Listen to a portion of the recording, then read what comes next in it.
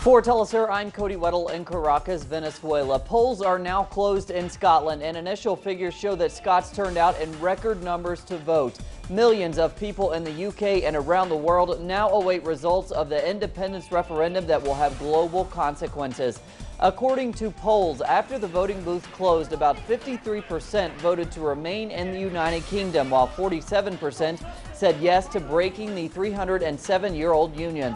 That margin is still narrow enough that the 600,000 people undecided could tilt the final result. Official results are expected Friday morning. At a final rally, Scottish nationalist leader Alex Salmond called the vote an opportunity of a lifetime. People generally feel that they can make a difference again, and that's come from the canvassing campaigns on the streets. That's come from town hall meetings. I mean, just earlier this week in Aberdeen, we had an Africans for Yes meeting. We had Poles for Yes. There's Scottish Asian for Yes meetings all the time. There's LGBT for Yes, and there's Women for Indie. There's the National Collective holding cultural events regularly, and all these things have just kind of come together and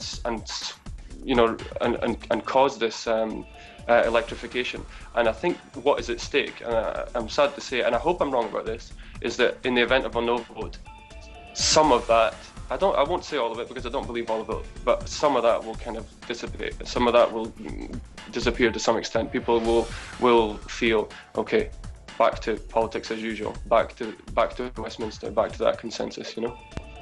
Mexico City has put on display a historical collection of documents and photos of the country's oil sector before it was nationalized in 1938.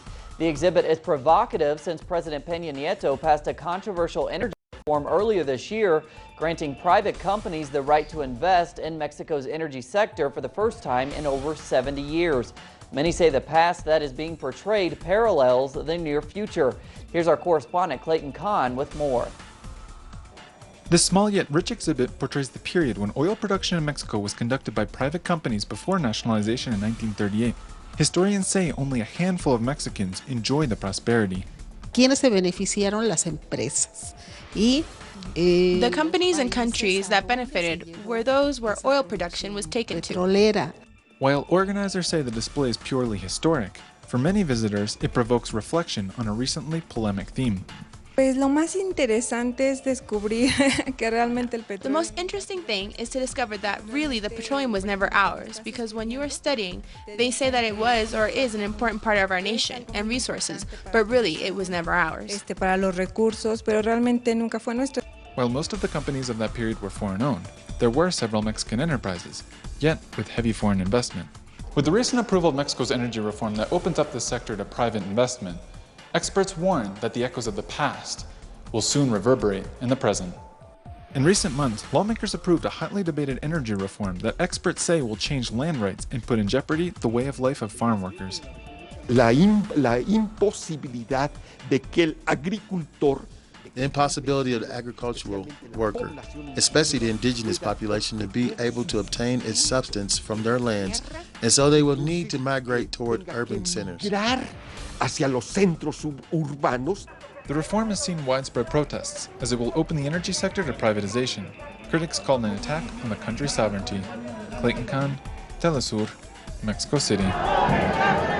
And thanks to Clayton, celebrations kick off in Chile today as the country celebrates its independence from Spain in a two-day fiesta.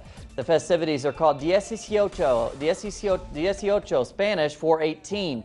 The number represents the 18th of September of 1810, the date the War of Independence with Spain began in 1810, which concluded in the year 1818.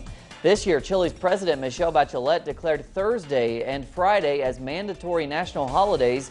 Business leaders could face fines if they force employees to work.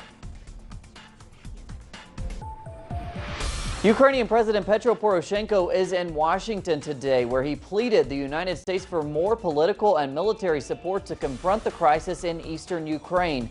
His pleas came despite the ongoing ceasefire between his government and rebel factions and continuing peace negotiations between the two sides. Poroshenko also called for tighter sanctions against Russia, insisting that Kremlin forces are involved in the area. That's despite the lack of significant evidence to support that claim.